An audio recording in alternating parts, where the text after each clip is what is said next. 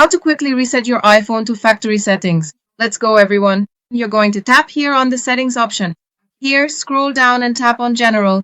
Then scroll down again all the way to the bottom of the page, and here you'll tap on transfer or reset iPhone. Tap it. Since you want to reset to factory settings, you'll tap on this second option. It will erase everything. Your iPhone will be wiped clean just like a brand new iPhone, okay? So you tap on this option. After tapping, it will show you the data that will be erased. As you can see, app data, your Apple account, everything. It really will erase everything from your iPhone, alright? It will return to factory settings. If you want to erase it, tap continue. They'll ask you here if you want to keep your SIM card. In this case, there's a SIM card in this iPhone. So you choose whether you want to keep it or delete it. For example, I'll tap delete here and then you'll come to this page.